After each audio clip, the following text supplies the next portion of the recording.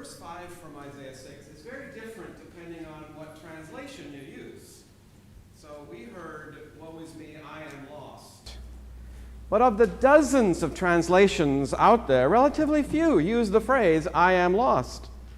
Several others, including the King James Version, say, "Woe is me, I am undone."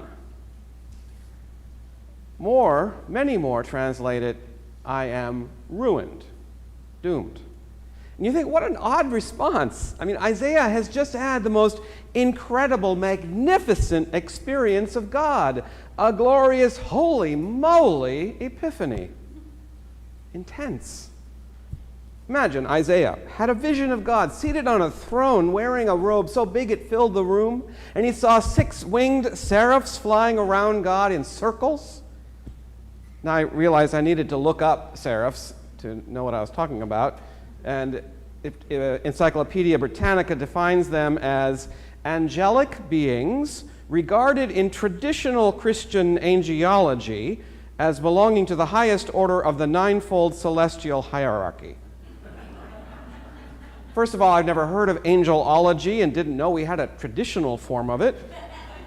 And I still don't know what a ninefold celestial hierarchy is, but I can assume that the highest of that would indeed be magnificent, glorious, and splendiferous. So why is Isaiah's response to all this majesty to express woe and to say he is lost or undone or ruined? To have had such an ecstatic experience, why didn't he express gratitude or more likely awe or fear? And he could have legitimately said, "I am terrified." But depending on the translation, he said, "I am lost," or "I am undone," or "I am ruined." And those 3 words are not synonymous. So what do they all have in common?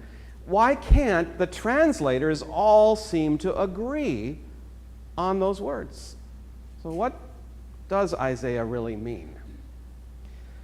To get to that question, I think we have to first consider the ways we think or speak of God. And in particular, there's 2 ways, immanent and transcendent. So to speak of God's immanence is to recognize the closeness of God, the God within. To say God is immanent means that God is not some unmovable being in the sky or a deity that started creation and has kept their hands off ever since. But rather, God is present, personal, alongside us, who comforts the mourning, binds up the brokenhearted. But if God is only that, then our God is too small. And with a small God, we might keep the focus on ourselves. One writer suggested that keeping God small helps us keep things the way we want them to be, manageable, or worse, status quo. Another writer said, if God is too small, then God is rather like a bouncer we call upon to move things and people out of the way, or a heavenly butler always on call to get the things we need and want. Or God is like a great hotel concierge who can mysteriously get tickets for even the best sold-out show, a miracle if there ever has been one. But to say God is transcendent is to experience mystery, to recognize how beyond our human understanding God really is. Instead of God within, a transcendent God is wholly other, like being on a throne with 6 winged seraphs flying around. The problem with being wholly other is a God who is wholly unrelatable.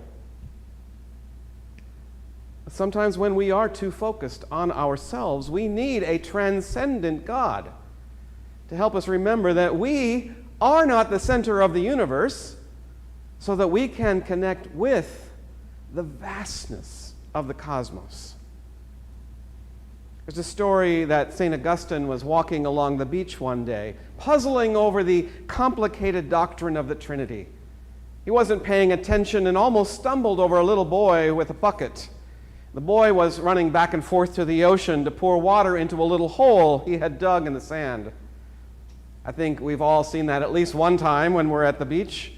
In fact, yesterday I saw an abandoned attempt at that at the beach in Del Mar.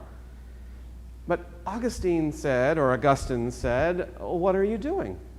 And the boy said, "I'm putting the ocean into this hole." And Augustine laughed to himself and realized that was what he was trying to do too. He had an epiphany that he had been trying to put an infinite God into his finite mind. But the ocean will not fit into a hole we dig, and neither will God completely fit into our understanding in our mind. And so sometimes we make God too small. And here's the kicker.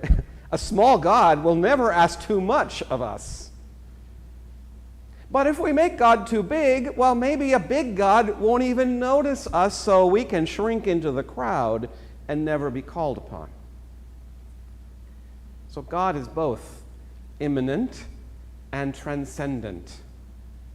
Like one of my favorite communion prayers, God is as close to us as our breathing, and as distant as the farthest star. God is as close to us as our breathing, and as distant as the farthest star. Clearly, Isaiah has just had a transcendent experience, one that brought him very close to home, because in response he said, "Woe is me, I am lost," or "I am undone," or "I am ruined." Again, those words are not synonymous. So what do they all have in common? Maybe what they have in common is the word I. Maybe Isaiah had an epiphany that Isaiah is not the center of the universe.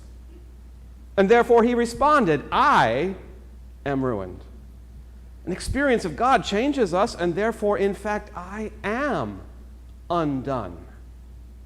It's hard for the ego to realize I am not the most important thing in the world.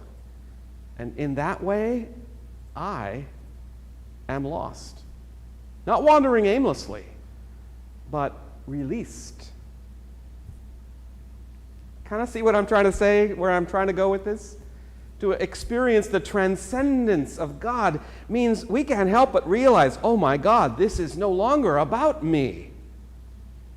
And to experience that kind of transcendent God makes us care more for our world, and less about our own small place in it. And once we get the me out of the way, watch out what we can do. And that we is our unity with God, and consequently our unity with each other and all of creation. And that oneness brings us close to all creation and transcends our self-created limitations. It's rare. It's also frightening, because as Isaiah discovered, we find ourselves surrendering our will. And when that happens, when I am ruined, we finally discover this calling to things that are audacious and impossible, but no longer are they things that I want for me, but what God desires of us that is required of me. Isaiah might not have wanted to do what was asked of him. Maybe he hoped God wouldn't even notice him. Maybe he was intimidated by God, or thought he had a good excuse to get out of it, but God moved those obstacles right out of the way.